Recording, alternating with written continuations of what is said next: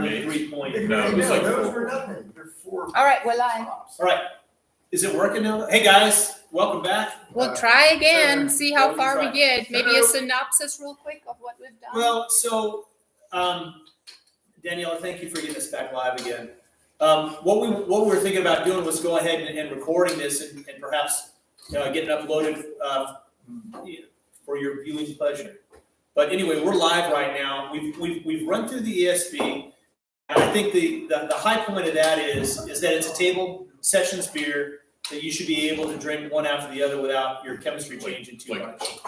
Start drinking after work, maybe go home to dinner at 8 o'clock. Or in between. A sessions beer honestly was designed that if you went to lunch as a office worker, that you could go have one with dinner.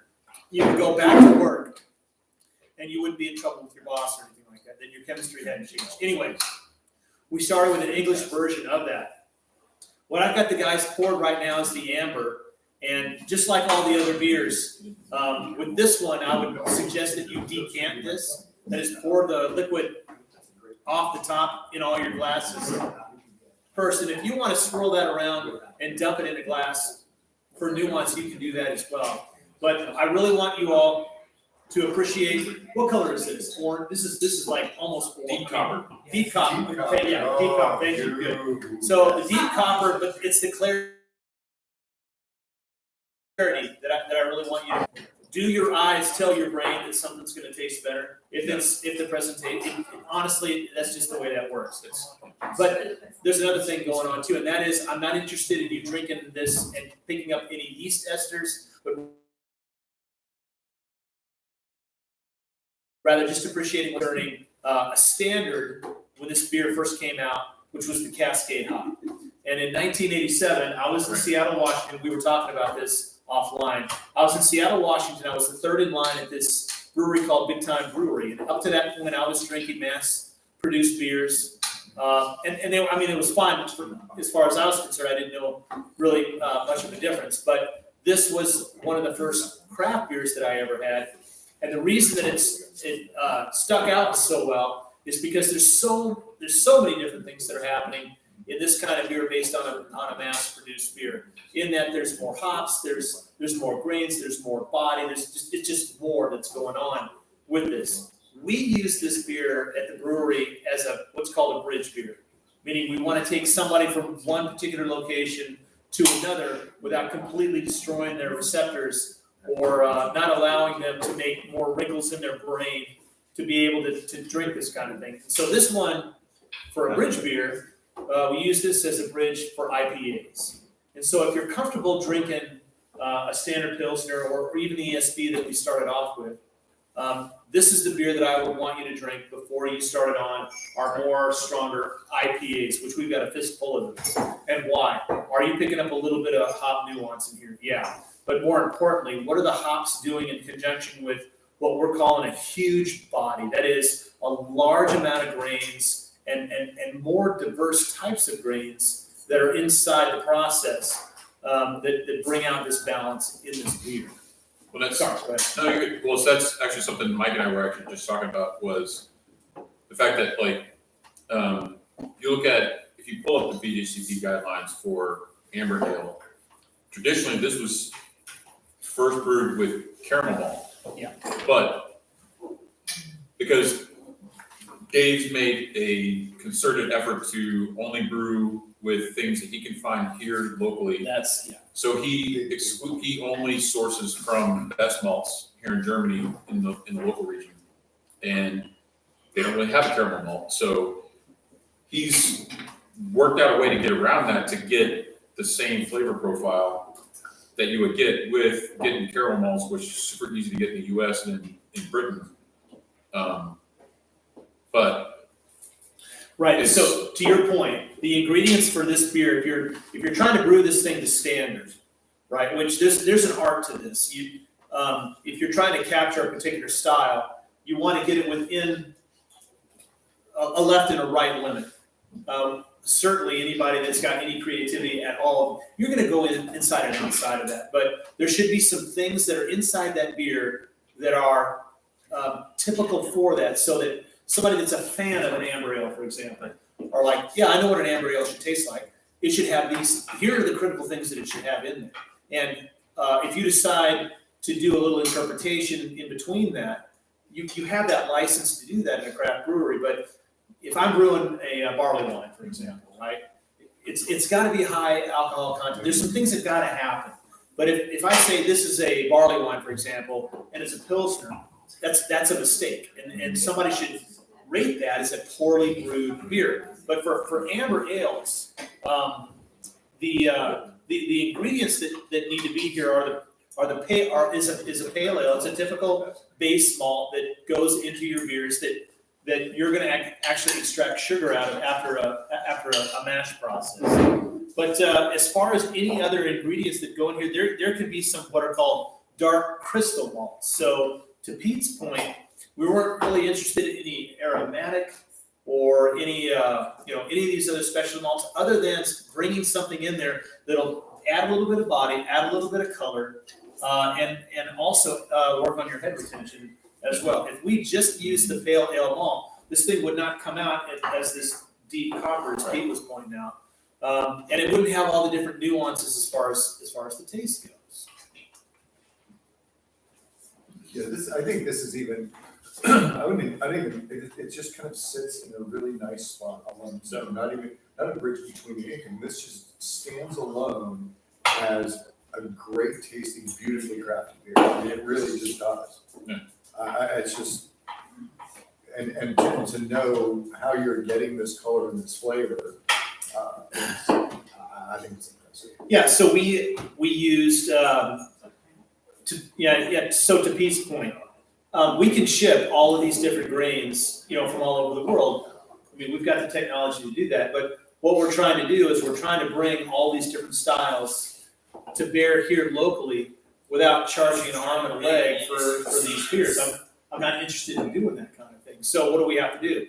You got to find your ingredients locally, and we have a maltster that's an hour and a half from here, where Jens is at. Jens and Michelle live a stone's throw from this maltster. And so is it the typical grain that was used in 1987? No, it's not. But is there a way to work your brewing process to still capture that taste for the grains, for the hops? And absolutely you can. But it takes a little bit of trial and error, and a little creativity and more trial and error. But the reason the brewery exists here is not because it's a one-man show to where, what am I trying to say? We're trying to capture something for, ego or for popularity's sake. No, the whole intent of having the brewery was to have a community sort of brewery where, I've had Pete over here before. He actually brewed a beer tonight. My brother, he actually was this morning. My brother-in-law's been over here. He's brewed a couple of beers. One or two of the other guys that have been over here have actually been over here. They're part of the environment, part of the culture. And when we work on beers here together, if it's a new one or it's one we're trying to improve, I'll sit down with guys like Pete and Mike, and we'll sit here and talk about this because they know, hey, this is what this should taste like. But here's a really interesting spin on what you've done with this. Or, contrary to that, hey, listen, this is missing a few things. Maybe next time add X, Y, and Z to get it closer to style. And I think that's what makes this place live, because there's so many people that are involved in the brewing process. Danielle and I are here to turn the lights on and off, but I think what really makes this brewery, the people that come in here and invest with their time and with their energy as far as, making all these beers exciting to form, and then also putting a little bit of twist on it as well. Is this for me or? Oh, that's awesome. That's for you. Let's Okay. share. And I can't imagine anyone who would want to step out of just kind of a pure golden style, right? Whether it's a Pils, whether it's a lager, not liking this. Like well, To this that, is a brave, okay, so a brave spot. Right? Pete's been here for this. Yeah. Our neighbors, who I think are a really good litmus test as far as did you do your Pilsner good, or is this a pretty decent, sessions beer? We served this up one night. Yeah. And I'm talking about my Pilsner fans, or I only drink Pilsner people. They drank this thing and they're like, hey, we'll take Bring this. some more pictures. Exactly. pour a couple more of these. And I'm thinking, okay, why? Why is that? And we have neighbors,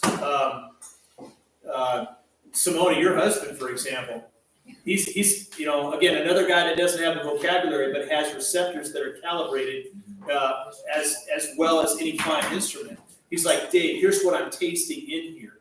And yes, I'm a Pauliner Hefeweizen drinker, or I'm a, Ondex, whatever it is. But here's why I appreciate this. From my understanding of my beer, the Pilsner, or whatever they drink, this is why I like this, because I'm tasting more body, I'm tasting a little bit more hops, and I'm enjoying this based on my appreciation of my favorite beer. I didn't have that in mind when we first brewed this. This was really more of a historical marker, something that I remember brewing, or not brewing, but drinking, again, when I first came into the craft brew scene.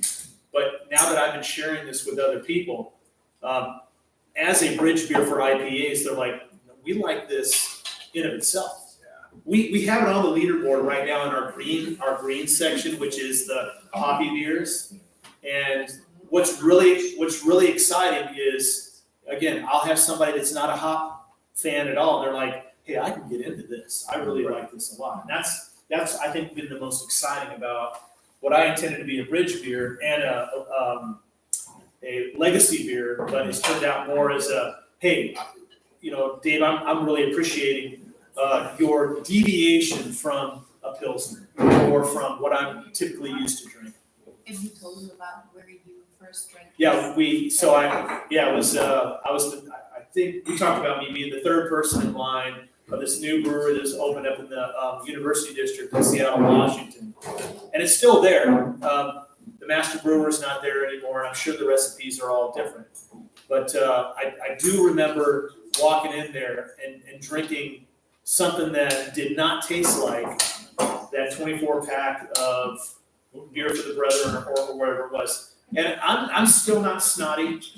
I'm still not snotty about that stuff either. There's Rich, for example, was talking about drinking a Pabst Blue Ribbon, which is a mass-produced beer. There's a time and there's a place for that kind of thing. So it's not a matter of, these beers completely suck, could never drink them again. It's not that. It's more of there's a place for this one, and now, oh wow, this is really interesting because it's got more stuff. So what do you think, Pete? I already told you what. Thank you to our listeners, watchers, viewers for being so gracious. We've had some problems with the internet, but I hope it stays stable. Thanks for hanging on, those of you who are still there. Yeah. Cheers. Yeah. So industry standard typically for the American Amber Ale is the North Coast Red Seal Ale. I haven't had that one. Let me see. Deschutes. I think everybody's familiar with Deschutes. Deschutes has made a really decent amber ale. And with these breweries, they all started kind of where Danielle and I and Overglabach and the rest of us have started, basically at a 5-barrel brewery. And the beer was fantastic. But as you know, when you add more employees, when you add more size, when you add more it being personal, it being more crafty, it tends to fall off to the wayside. But Deschutes at this point right now, there's some breweries, for example, that they become bigger, they become larger, and they've lost some of the quality. I remember some talk that we've had with the Chimay Brewery, for example, one of the Trappist monasteries, and how that used to be a gold standard for beer, and now it doesn't have quite the same sharp on the money taste for a Belgian beer anymore. We could put off the air if we say Anheuser InBev. Well, I just Yes, listen. I I just kicked under the table. people have to feed their Yeah, families. okay. I understand all of that part. I understand there's a business part of this. I also understand, and just confessing to all of you, I have a job. These guys have a job. So it's not like we have to watch out for how much we might be losing or how much, the bottom dollar, this, that, and the other. We don't have to cut corners. So we want to get it right. And because of that allows us to really hone in on getting the product where we think would be where it needs to be. But if you actually go from a 5-barrel brewing system to 20, 30 barrels, and you have accounts and you've got things that you've got, and you have to find ways of, again, going to the bottom dollar. Are you going to take some shortcuts? You will. And I've had people come in and say, hey, the beer here is outstanding. It's better than anything that I would get off the shelf. And I have to stop them and I say, well, here's the deal. Our beer goes from these fermenters, after the process is done, to a bottling line, and it goes straight downstairs in our basement. Our stuff does not sit on a packing line. It's not out in the sun on a dock. It's not going through interstate travel or anything like that. Which, again, if our beer went through all of that, we would have some problems. There would be some serious problems. Well, there's that too.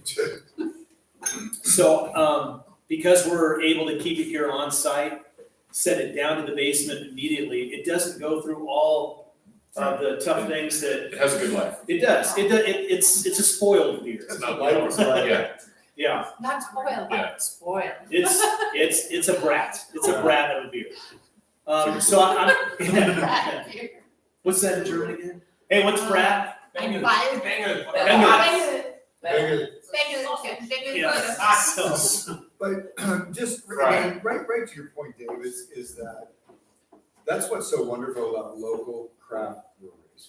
And being able to have this, to be able to. why was that important? Into it, Why was that important in a community? Honestly, Because this is where you're headed. because of the community. It's meeting everywhere that I've been in with my local craft breweries. It's about the beer, But it's not just. but it's Well, not just about the beer. It's about coming in and then the brewer comes out. You get to know him because he'll make appearances, and then you have but you have the community that comes and does exactly this. They'll bring beers in. I found this. We tasted this. The owners or the brewers will come out. It's the community around this, Yeah. but it's the ability to step into a craft world that is unique and different everywhere. And it's just like you said, it's the community piece of it that's so important, and that makes the beer that much better. and also, I think, like, when you come in here, it's a conversation. It's Well- not, I mean, like, Yeah. yes, in this format, it might feel like a lecture, but when you come in here, it's not a lecture, and you're just like, here's this beer, here's why and how you should enjoy it. It's, you do ask people, like, what do you taste? Like, what do you think about this? Or to your point, the wait staff this year, and I'm being a little tongue in cheek here, our wait staff are these guys here. Whether it's Pete or Todd or Mike or any of these, or these guys over here. They know about this beer. They're able to talk about it. I can walk out of the picture and Pete can actually carry on with the show, or Mike can sit with a table of people and explain to them the nuances of this beer because we've talked about this. My brother-in-law has been here talking to Americans and Germans alike. He knows how this process goes, and so what ends up happening, and I've said this earlier, it may have been recorded, it may not have been live, but Danielle and I did not want this ever to be the Dave and Daniela show. We really wanted this to be a community project where if she and I are sitting in the corner, working on some other project or helping some other people, anybody else that's part of our community can say, oh yeah, this beer was brewed at this particular time, and this is what we were after, and this is what makes this beer this particular type of beer. And it's as if we have 100 employees here. That's been the funniest thing, because we'll have new people walking through the door, and there's a whole bunch of people kind of milling about. Again, whether it's family, whether it's extended family, whether it's people here in the town that understand what's going on here. and we'll have somebody new walk in and it's like, okay, well, who's the brewer and, who's this person and how are they related to the brewery? While they're sitting here talking on an, I would say, above apprentice level of what's going on with this particular beer. And it just makes it makes it so exciting because there's so many people involved in what's going on with this kind of thing. It just continues to add to certainly the product, but certainly to the atmosphere. And to one of the things we got as far as the rating goes, one of the best ones that we got. Somebody came in and tried some of the beer, and they rated the beer on Google Maps or whatever, and the rating went something to the effect of not sure what to comment higher, whether it was the service or the beer. And for me, at least, I was like, yep, that captures what we want. When you walk out of here, yeah, the product, I want it to be good, but I also want you to feel like, hey, I felt like I was a part of what was going on. Yeah. I felt like I was a part of what was going on here. And that could be a photo op of you going back to the brewery and scooping grains, or showing up at 6 o'clock in the morning, to get water rolling. So Did you this morning? It was 7, we Okay. started at 7 today. 6 o'clock UK time. Cool. But Go for sleep. what'll happen, and I'm not trying to be snotty with some of the other breweries, but again, when you're trying to make money, you're seriously trying to make money, you're really watching your costs. Who are you going to hire? Are you going to hire some master professional, right, that's going to be serving the beers and talking about them in great detail? Or are you going to hire some 18-year-old that's going to get the beer out there and maybe be able to explain it? And I know you've had experience with particular breweries and wholesale places where they're serving the beer. I have, Pete has, the people that are here in the brewery right now. And the difference between going to a place where the staff knows it might even be part of the brewing process, to include this young lady, or you show up to the brewery and the guys that are serving the beer, right, are, you would ask them a question like, what were you telling me the other day? Hey, what do you recommend? Yeah. Or what You get, and don't mention any names. no, right? it's you'll go in and it's like, and a lot of times you'll have a preconception of what you think you want to put together, and people that really care and know what they're talking about, no. You don't want to put that in your flight. Here's what you want, right? Here's what you should do. And that's why I showed up, because someone's going to tell me, hey, I feel you as far as what you want to drink and stuff like that. But Exactly. well, what's the opposite of that, though, that you shared with me? You show up to the place, you ask Yeah.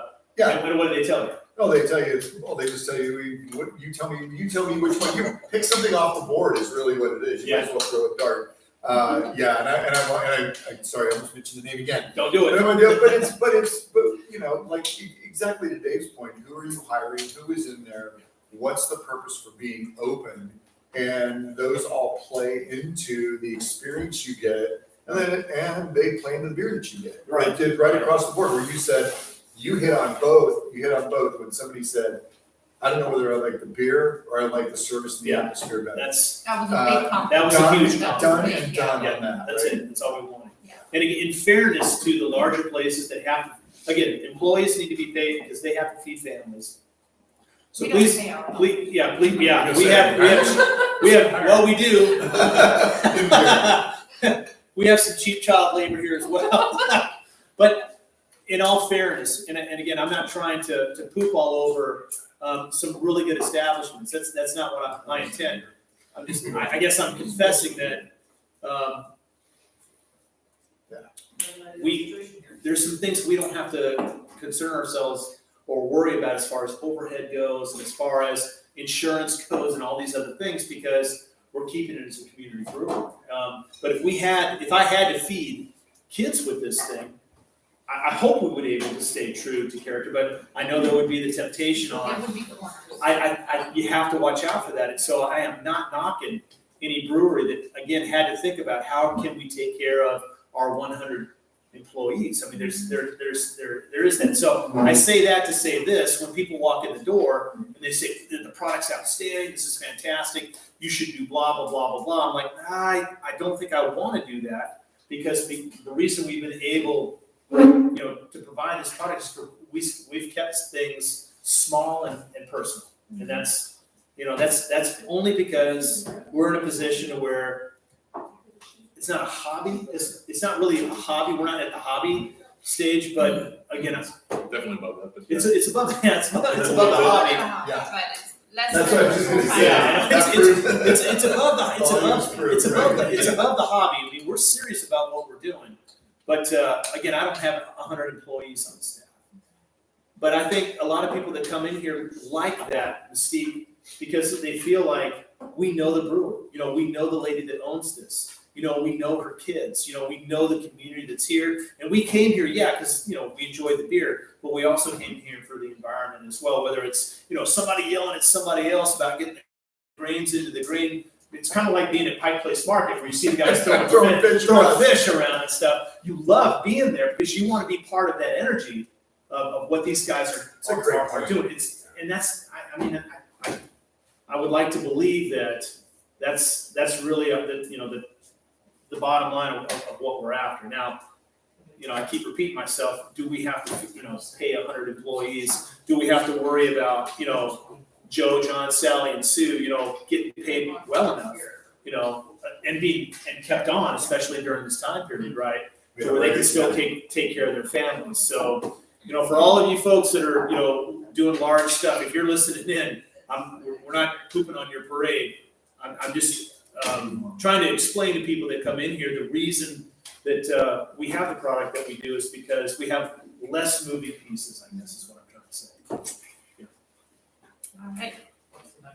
So, I think it's More they're beer. they're probably gonna take it from More there. beer. So They probably already started. yeah. So wondering, what's the next beer, Dave? Shut up. So let's if you haven't already gotten into it, I want to move into the Baltic Porter before we get into the IPA. So this Oh, is yeah. Okay, so can I say, so, Oh, boy. You can do whatever you want. all right, This is your brewery, Dave. all right. So if you got a piece of chocolate close by, grab it. The dark ones work best, and just eat it along with the Baltic Porter. Jack, did you eat all the chocolate over there already? Oh, I think we got some left somewhere. Scrounge up some chocolate. It just enhances the taste of the dark beers. It brings out a little bit more of the nuances, the sweetness. Take a little bit without and just grab a little bit of chocolate and eat it along with the beer. They ate all the dark chocolate. I have some. Oh, it's. Oh, So we're gonna talk about Catherine the Great. And Yes. I have to get on this tear about Catherine the Great, making England famous for brewing. But anyway, she's like, thank you very much for sending in this great stuff. We got it from here. And so this is how you get your Russian Imperial Stouts, and you get a lot of the beers from the Baltic regions. If you want to say hi. Kai wants to say hi. Here's the He's bear. the brewery Says dog. the dog. no, I want some chocolate. He just wants some chocolate. We can't have it. Anyway, this really is Genesis from the Russian Imperial Stout that England would brew, sent on over to Russia. But once they got in the rhythm of what was going on with this particular beer, they're like, we got this. And what was really cool about the Baltic states is they're like, we're going to take your top fermented beer and we're going to lager it. And so what that does is that removes esters and it brings forward grain bills and certainly a lot of alcohol because this is a much stronger beer than anything that we've had. But the whole point of the Baltic style porter is that it was bottom fermented. So it's supposed to feature dark grains. Whereas a top fermented strong dark beer, you're going to get more phenols. You're going to get more of the esters that are associated with the yeast reaction that occurs during fermentation. And so historically, this beer has a special place in our heart because this was actually judged by a beer certified judge. This is, I may have mentioned his name, Rich. He came over here and one beer after another, when we were in our infancy, before we were a brewery and I was working on my recipes, he would destroy one beer after another based on these style guidelines that I was You explaining might see earlier. this now. He may. And I think the biggest compliment that I ever got as far as somebody rating the beers was what happened with this particular one. So Rich comes over one night, and we were over in the other part of the building, and he has the certification check sheet where he's going over aroma and the optic part and the flavor and the mouthfeel. And out of 50 points, typically this is what it's rated. He wrote down a 42, and I almost dropped 5 pellets. I couldn't believe it. I absolutely couldn't believe it, because to get anything in the 30s with this guy was absolutely amazing. So I asked him, I said, what's going on? And this is when I went from, I don't know, student to a little more obsessive as far as trying to get, the style right. And he said, and this was his words, you've really achieved all of these style points, and you've used indigenous ingredients to make this happen. And by that, I think Pete was talking about this early. We can't ship grains from all over because of the weight. It would cost us a fortune. We'd have to pass that on to the customer. But we're able to get grains here locally, and with particular processes that we do here in the brewery, we're able to capture the nuances that would typically be in these grains that we would order. And so after the judging, he was he looked he gave the final score. It was a 42, and he said, you've really captured the essence of this beer, but certainly more than in the mid to high 30s. And this was the highest beer rating that we got from at least from Rich. And again, he didn't rate it because he necessarily liked it. No, he Although he liked it, he rated it based on a set of criteria. And I'm talking to my wife about this. There are beer apps that you can rate beers on, how well they are. And the intent was, when it first started, is that you rated it based on what it should taste like, not what whether you liked it or not, right? And that was the frustrating thing starting off with this. And you can read articles that Dogfish Head and Flying Dog have collaborated with concerning how people use these apps. In that, they won't judge the beer by the style; they'll judge it whether or not they like it or not. So if you don't like hoppy beer, for example, you could be given an award-winning IPA, right? And then you drink it, you don't like hoppy beer, and so you rate this thing really, really low. And that's really not that's really not applicable really to what's going on with the brewery as far as their intent to try to stay true to the guidelines and to what the beer should taste like. And again, I'm not a purist. We like to do a little bit of interpretation as far as moving to the left and to the right of what the beer should taste like. But when you have somebody rate your beer and they have no idea what it's supposed to taste like, right? Let's just say they're Pilsner drinkers, and you hand them an IPA. Will the IPA taste like a Pilsner? No. And so automatically, and again, we're not the only ones that have gone through this. Very, very popular, well-meaning and run breweries go through the same kind of thing, to where they brewed a two-style outstanding beer, but someone will come in that's a Budweiser drinker, right? Or a mass-produced beer, and it doesn't taste it's not their daddy's beer, basically. And so it'll be a low rating. And I think if there was anything that I could do as far as this culture goes, it's educating people to say, listen, if you're going to judge the beer, judge it based on what the style guidelines are, and not whether or not it was your dad's beer or it was your favorite beer. So anyway, cheers. Cheers. Did you get one of Miss Jen? No. Can you get her? She didn't bring her glass back. She's kind of pinned. This is not it. Oh my God. Oh, Sit- this is good. Send it back with the dog. This is definitely ripened. And when Danielle was talking about you don't want to pair this with chocolate, she didn't mean with an Almond Joy or a Mounds chocolate bar or a Marathon bar. She meant finding a 60 or a 70% dark chocolate so that you can mirror this. There's nothing else in this beer except the grains, the water, yeast, Could be good with it. and hops. Maybe. But when these 4 ingredients are put together in the right proportions, you get nuances like, well, what do you taste? Chocolate? So some people would argue there's some, so some people would argue they taste nuances of chocolate, you know.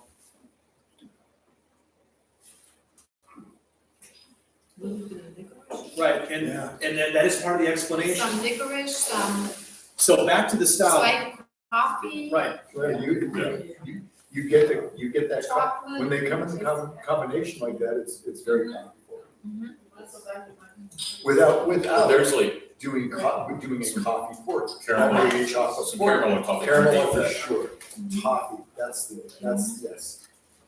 But, I don't know. right, so, My dad always drove Volkswagen, and this is not a Volkswagen. no, Yeah, it's not, no. There's no doubt about that. Right. So for the style guidelines, this should have a rich malty sweetness with a complex blend of deep malt, dried fruit esters, and alcohol. Now, I've never been really good about detecting currant or dried fruit esters or anything like that, but And all that. this is where we got the 42, where Rich tipped it back and he said, "You got currant in here. You're done with currant. I don't even know what's a currant." And so we went to the style guidelines, and he said, "Well, a currant is," and he explained it. It's one of these dried fruits that you would get in one of these hiking, packing, the It's all gourd. fresh, the red currant. Gourd. Yeah. Thought there was something you felt on a Right. kayak. Clean lager character, start sweet. Good on the The run. current. Yeah, so it should start sweet, but darker malt flavors quickly dominate and persist through the finish. Yeah. So we added a little bit of that also in the pamphlets, so you can kind of have an idea. Right. But that's what that will say. So what would be the difference between this and, a Russian Imperial Stout or any stout? Again, really, there's only 2 types of beers. There's a top fermented where the yeast actually function from the top of the beer and work their way down at higher temperatures, and then you have a bottom fermented beer, which again, from the bottom is where the genesis of this starts. And it's typically fermented at cooler temperatures. And those are the only really 2 types of beers. And then from there, it just kind of spreads out in all the different varieties. But there's really only ales and lagers. And so from there, you could have dark and light ales. You can have dark and light lagers as well. But the 2 types of beers are lagers. And this particular beer was lagered in that we used a bottom fermented yeast strain at a lower temperature, so that what was featured was more of the grains, maybe even the water profile. No hops. I don't really want you to be talking too much about what's going on with hops, but mostly what's going on with the grains. That's really the magic. Now, if we were to pop open a Russian Imperial Stout, it's going to have yeast esters in there with some hop balance in there as well. Then, yeah, so to Keith's point, you're not going to taste hops in here, but if I didn't put the hops in here, this would be drinking like it would be like drinking Cherry NyQuil. it would be Well, not exactly, but your somewhat. kids. We were talking about the current piece and not tasting it, but I think like going back and into the sweetness, it's like, I guess if you're more well-trained in your palate to pick these nuances out, maybe that's where that comes from. But You gotta- it's almost even a little tartness in the sweet. But I would Right. never. that comes from the grains, yeah. Yeah. But this happens from just trying a bunch of beers. Yeah. And so you sit down and you do this, and you do a flight, you try these different things, and you talk about it. And I think that's the biggest part, is talking about it and sharing these. I imagine some people would argue, well, my goodness, just drink the beer, shut up. Just drink the beer. Well, there's a time and place for that. There's a time for that. But I think what we're trying to get at is there's some beers that we have here in the brewery where you're going to want, one of these tulip glasses, and that's enough. I mean, it's just too rich or too hoppy or to where you would not want to drink a 6-pack. But then you need a type of beer to where you can take, a 6-pack to the picnic or to the beach or whatever. And again, you could have, one after the other without your chemistry significantly changing. Drinking a 6-pack of this thing, your chemistry is gonna significantly change. You made it that far. Yeah. Where- And you only make it to 6. Well, and we've seen the results of that with some people that try to drink a 6-pack of this. Oh, it's like- And you know, it didn't end up in the newspaper or anything, but it meant for some colorful. So maybe a good story. Yeah, some naked bicycle riding. Thanks to Phil for walking home. And well, so By now, you probably feel like you need it, and that's why I also suggested the charcuterie board.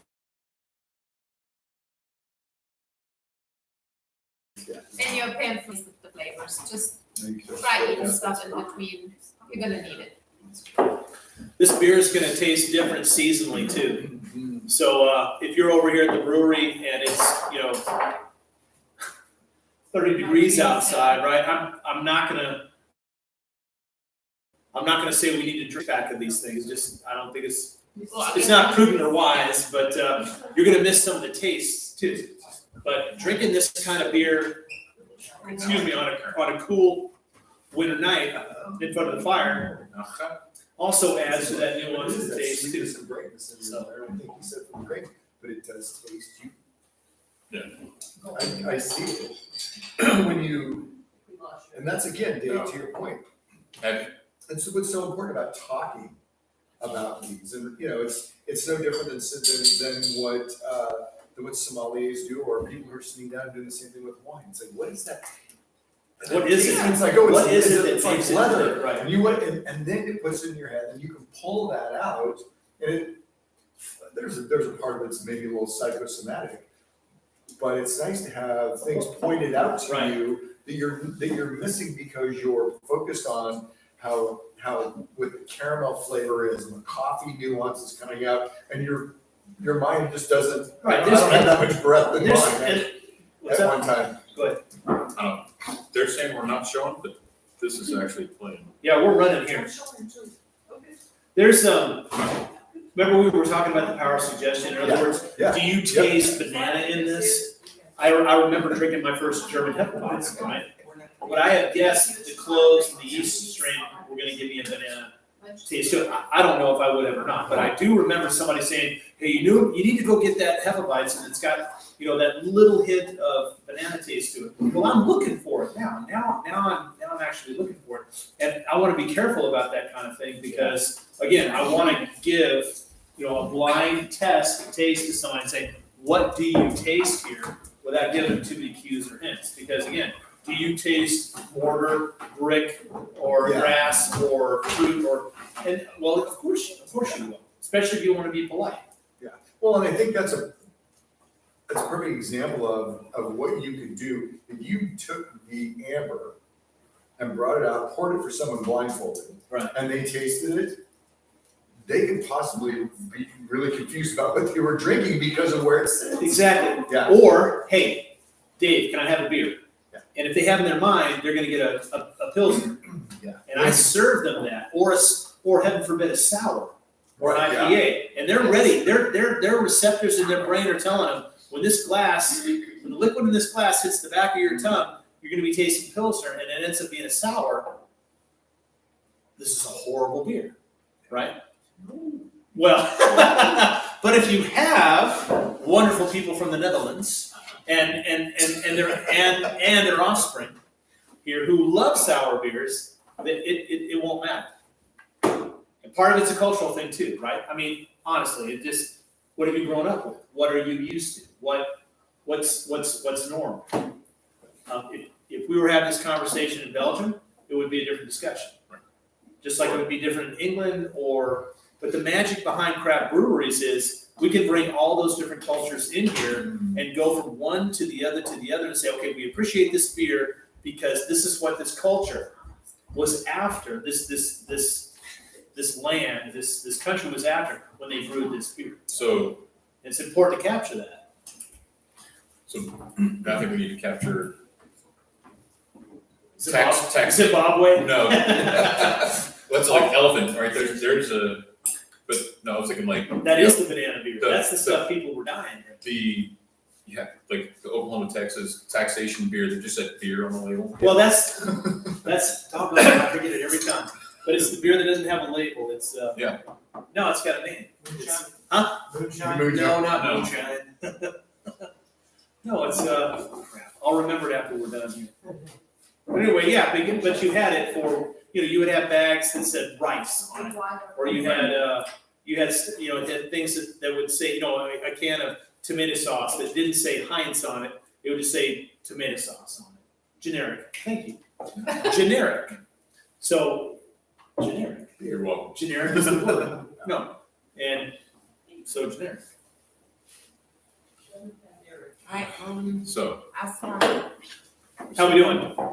One more. Good. We got I'm five. gonna You guys keep ready for going. the last? So you want to do the last While one? the internet is working, let's do it. Yeah. Okay. So beer number 4, if you haven't already consumed it.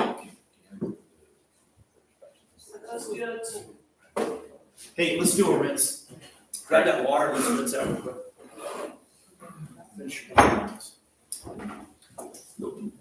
Yeah. No, that was,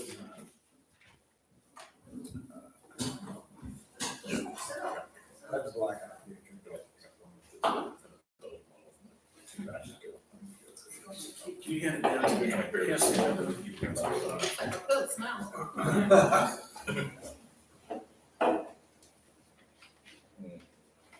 So. How come every time I'm looking over at you, you're like looking at me scared, like I'm gonna make you like comment on the beer and stuff like that?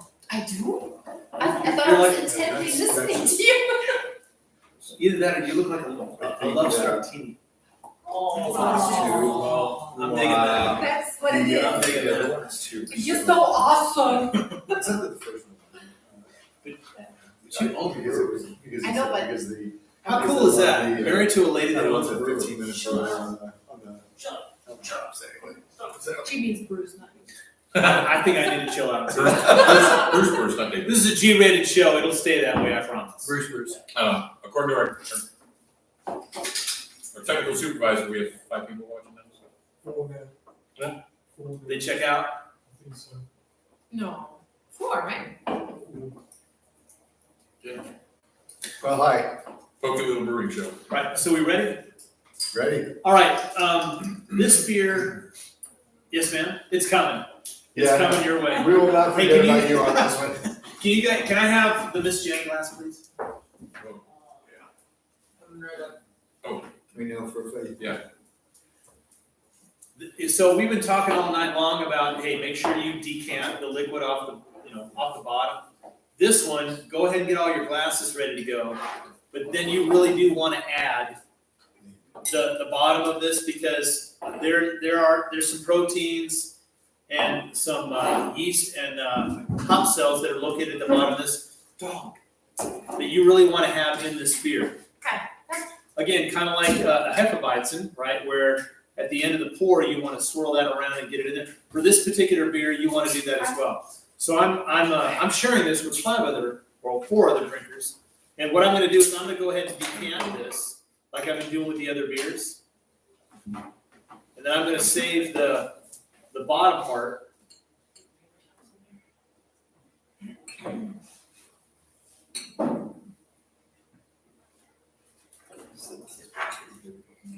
It's like Betty Clark. It's like Julia Childs.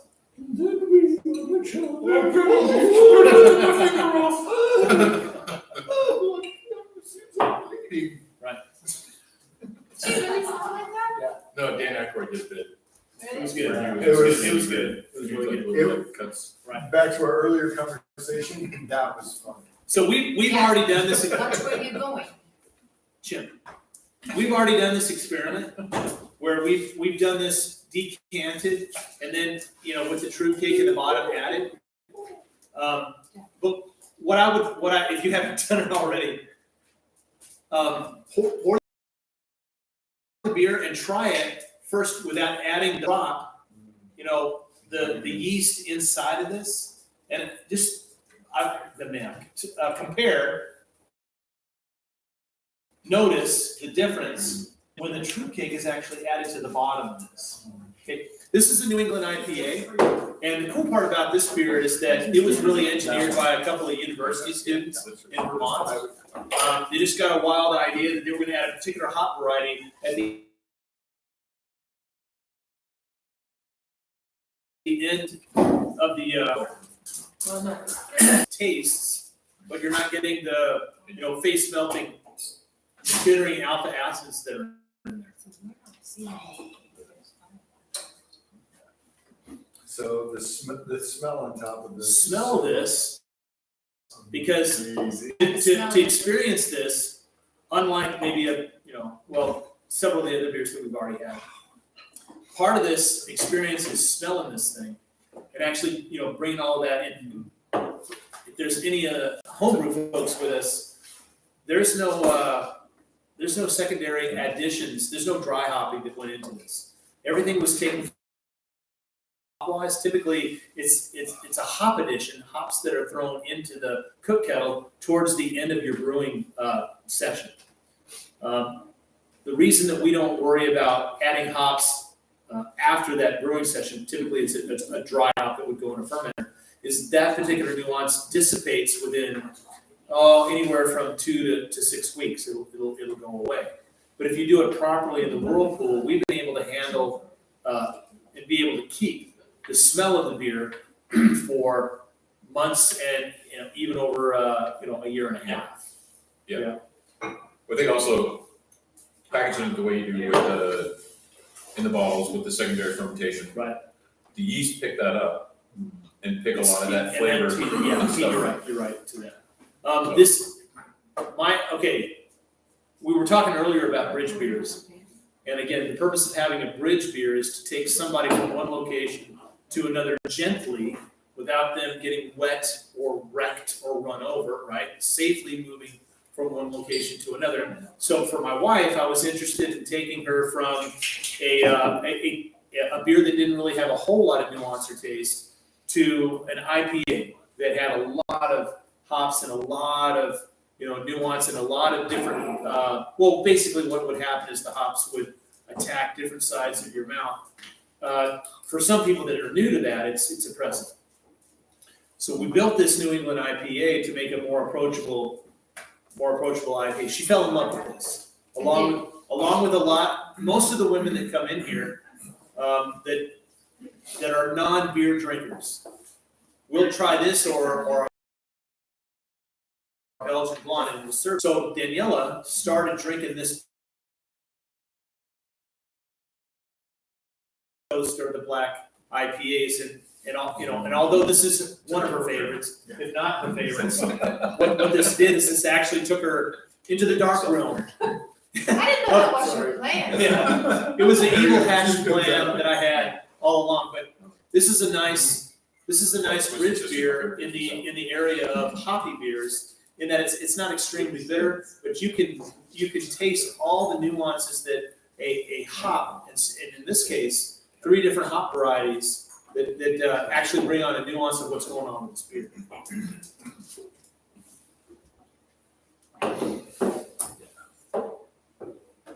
So there you go. There's nothing bad about this. No.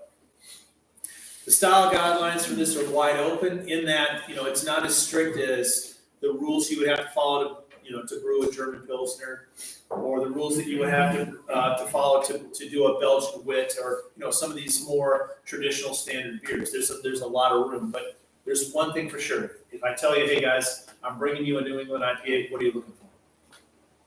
What's got to happen? A lot of aroma. So a lot of smell. You got to be able to smell a lot of The stuff. fruity and hazy look too. There's a hazy and fruity look to it too, but there's one more taste. It's the hoppiness. But hoppy oppressive or? No, no. it's a gentle hop that complements the fruit sweetness. Yeah. Say again? It's effervescent. There's that, and that's But nice too. it's- But Danielle said it's sweet. Right. There's a Yeah. sweetness to But this the hops, beer. not the malt. Exactly. And that's what's different. Yeah. Is that this New England IPA started off, with these 2 college students again in Vermont, with providing that sweetness again with the malt profile, of course, but also using the right hops that made it taste sweet. Now, there's offshoots of this that use, Lactose. Lactose. right, milk sugar and all. We were careful not to do that with this because at the time, we weren't interested in the Reinheitsgebot, to be honest. I'm not gonna lie about that. We were more concerned about how many different things we have to list, like, all right, this tastes great, and it did, but we had put the milk sugar in there, we had put the lactose in there. And so she's asking, okay, how can we recreate this? There was two things that we did. One, and this is no industry secret, to get the nice sweet, what fruit do you describe this as? It's passion fruit, actually. Okay, to get- Maracuya. Right, so to get the passion fruit taste, there is a hop variety, and this is no industry secret. I'm not sharing, the inside baseball with this. It's, what's the one, I forgot about. The hops is the mosaic. Yeah, so, Mosaic. Mosaic. I like to call it mosaic. yes, I am the master brewer here, but I cannot remember the hops that I put in my beer. That's because I've had perhaps too much beer tonight. That's why I keep notes. Yeah, and I have other people that help me.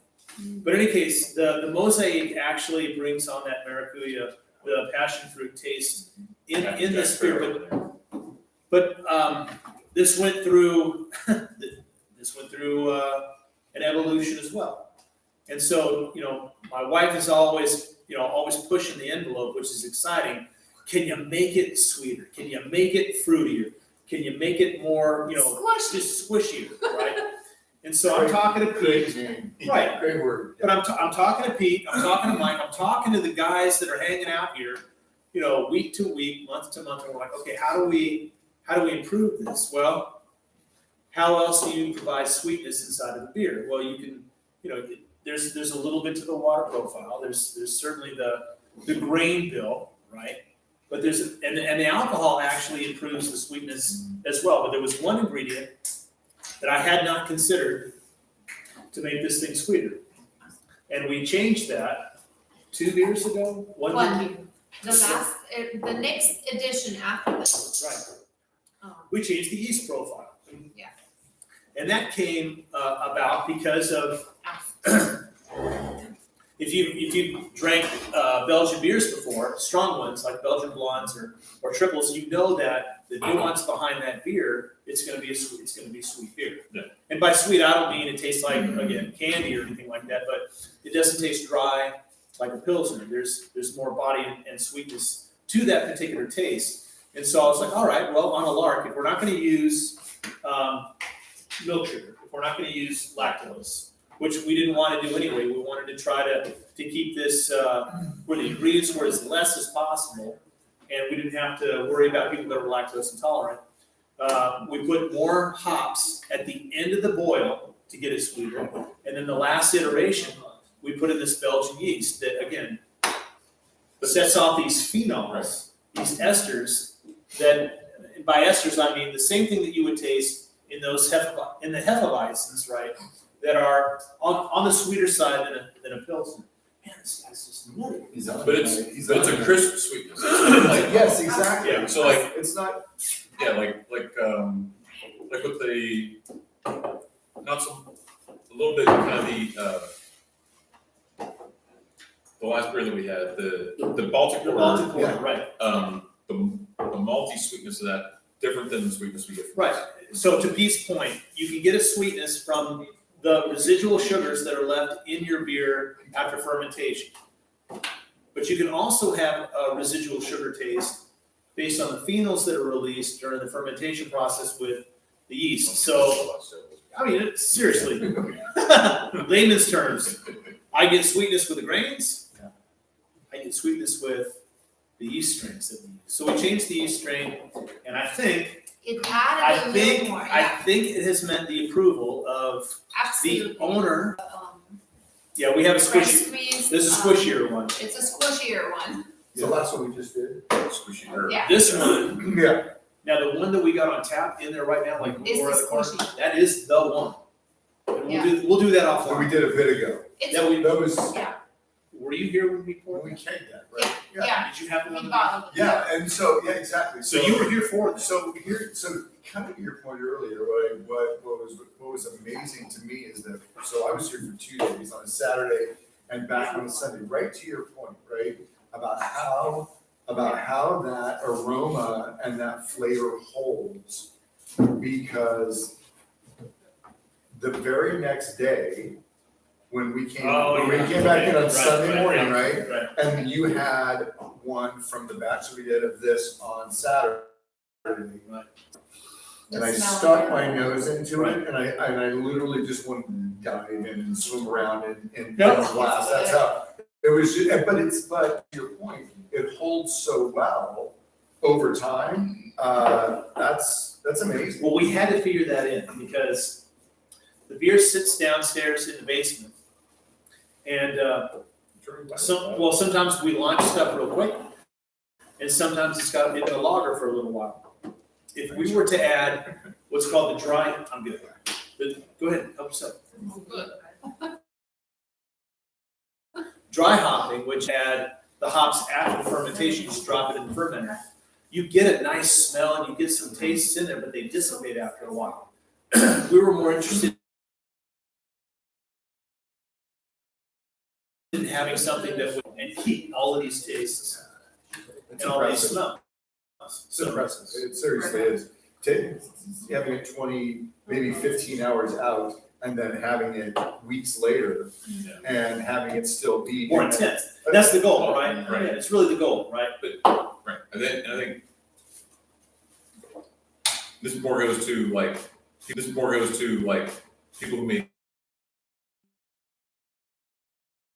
that it was bottled and packaged. But they have to this- stabilize it, Right, right? but So this beer, no, because they have to transport it. they got completely different considerations. With no control of temp or. Because of the unique before situation, temp, any of that. then Yeah. do it this To do way this. so that this thing tastes the same for 8-12 months. And that's exactly why, we don't, we get asked a lot, why should beer not on the shelf at Globus? And that's exactly why we don't Which is wanna do it's this. a compliment. It's a compliment, It people would is. want to have it, people that know about it. People go to the store, they may not know about craft beer, and they're like, I'll grab this one, I'll grab this one.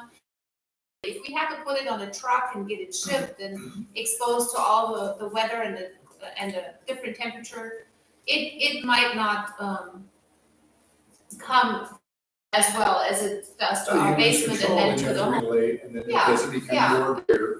We're not interested in filtering it, we're not interested in, preserving it in a different way. Of us having this brewery wasn't to mass produce, but to just, we've got over 40 different kinds of, they're more like Dave's children in a way, rather than, huh? Okay, rather than, huh?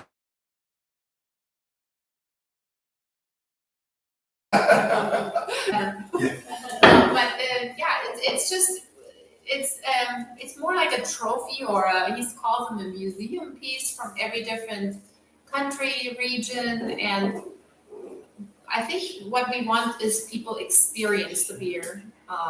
And so, you produce less and you have all these different kinds, and you may not have one or two kinds of beer at some point until it gets brewed again. So it'll be a little bit of a waiting time, but so that all goes into small breweries. But That's right. that's where it's at, yeah.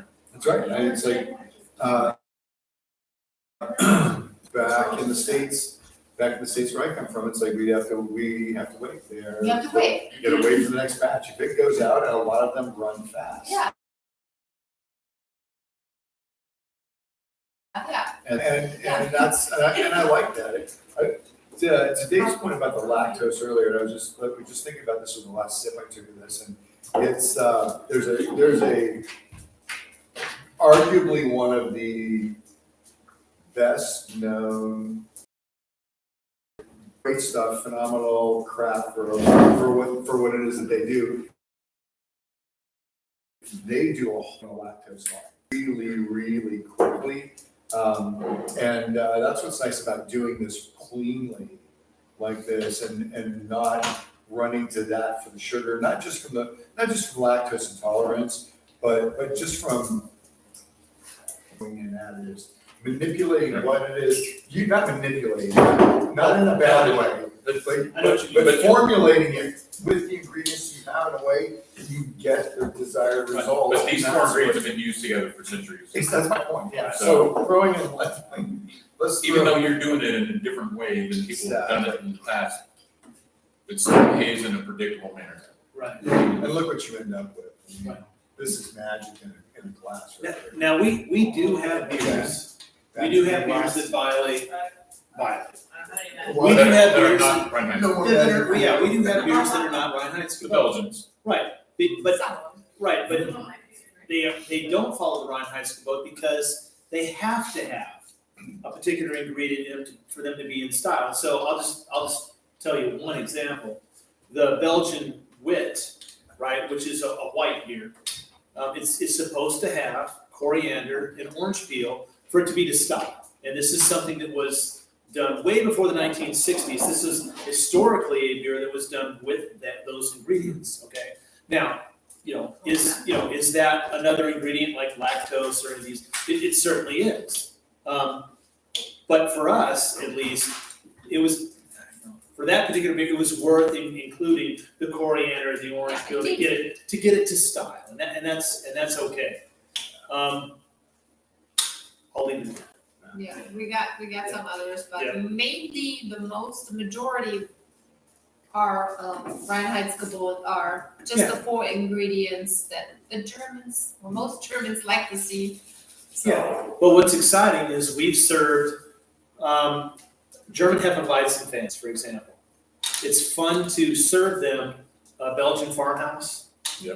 Or a Belgian wit and serve that to them that are Hefeweizen fans. Why? Because both of those beers are going to have the wheat ingredient in it, and then they're going to have some nuances in there that the Germans would pick up based on the esters of the yeast. But the Belgian beer would have actual, some people would call adjuncts in there that would give them those tastes. And so, again, if I have somebody that's, a real big, huge, Hefeweizen fan that, loves the clove and that banana, taste, I will say, hey, can I try a wit with you? Or can we try a farmhouse? And they're like, this isn't my dad's, Hefeweizen, but I like this. This is kind of neat. Now we can have a conversation. But outside of their paradigm of this is the beer, this is the only type of beer that I drink. And that's the exciting part. That's one. It's of the when exciting parts. doors open. Yeah, People it's learn to great. walk It's through great. it. Yeah, it's great. That's what's the fun of it. yeah, it takes a bit of an open mind. And if we've had people come here, nope, all I drink is this. And they sat there and all they drank was And we had that. And that's okay. We have that beer. We have that We beer. have that too. And I like that beer. I'll drink that beer with them. There's a time for that beer. Beers on the fly. We tell them that too. The Oh. intent is that you don't. The intent is Find never that one. you're. Yeah. The intent is never that you're. Have stretched you. Find out where do you sit or rest as far as your taste and your receptors go. And so typically, for those of you